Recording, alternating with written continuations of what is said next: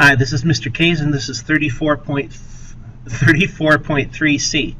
34.3C. We're finishing up on Africa today, and we've looked at the Gold Coast. We've looked at Kenya. We've looked at good old Jomo Kenyatta here.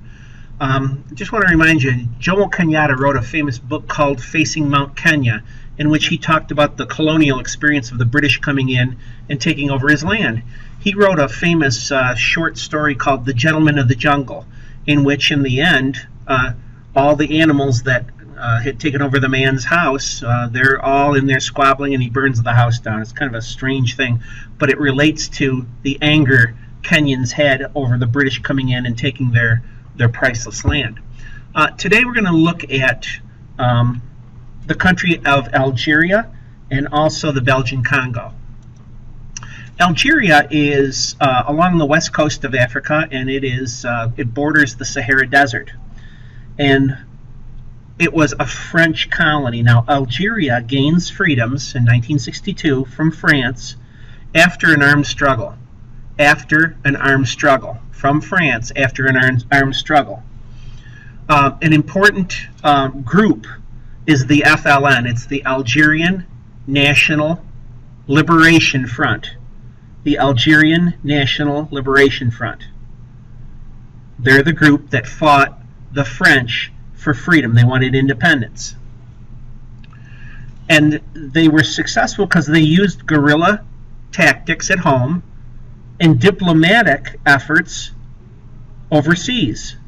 They used guerrilla tactics at home to fight the French and diplomatic tactics overseas to gain favor.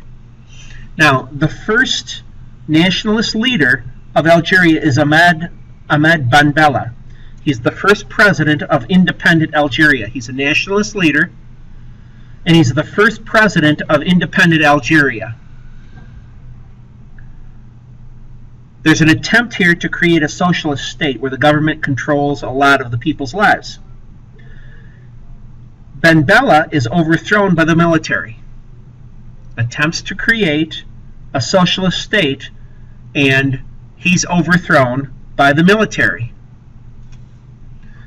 And there's a struggle of military government with Islamic fundamentalists to this day. Struggle of military government with Islamic fundamentalists to this day. When we talk about Islamic fundamentalism, quite often we're talking about radical fundamentalism. Okay, that's Algeria. Now, down the coast and south central Africa is the country of the Congo. Belgium, small Belgium, a European country, about 10 times smaller than the Congo. Belgium took over the Congo. They didn't prepare the Congo for independence. They didn't prepare the Congo for independence. What am I talking about? They did not educate natives so they could rule themselves. So, upon freedom, 1960, civil war ensued. They didn't prepare the Congo for independence. So upon freedom in 1960, civil war ensued. The Belgians didn't care. They just left and let people kill each other. The first prime minister of the Congo was Patrice Lumumba. Patrice Lumumba. He faces a coup. And he was overthrown. So, Lumumba faces a coup, and he was overthrown and killed. He was murdered. Taking over is an army officer by the name of Mobutu Sese Seko. Mobutu Sese Seko. He's the gentleman we saw with the leopard skin hat in the previous slide. He's an army officer that seizes power in 1965. And he rules for 32 years. He seizes power in 1965 and he rules for 32 years. His nation is renamed to Zaire. It goes from the Congo to Zaire. Z-A-I-R-E. Z-A-I-R-E. It's known for one-party rule and corruption. Seko was very corrupt, and any aid he got from the United States, of course, he's going to pocket a lot of that money. It's not going to go to his people. The nation is renamed Zaire. You have one-party rule and corruption. In 1997, he's overthrown by Laurent Kabila. Laurent Kabila. He overthrows the government.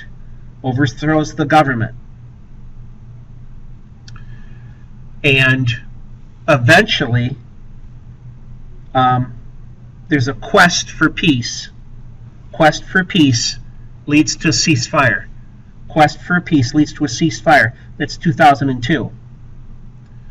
So the Congo that has ivory, the Congo that has cocoa, faces a lot of problems at independence, just like Algeria.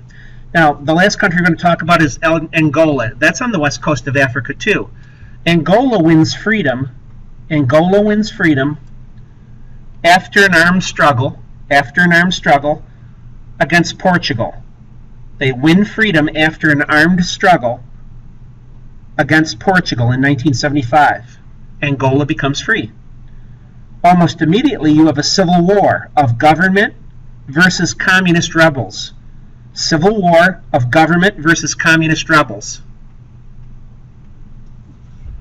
And Angola is going to be an important country because foreign aid by Cuba, the USSR, South Africa, and the United States are given to each side. Cuba and the Soviet Union give aid to the rebels.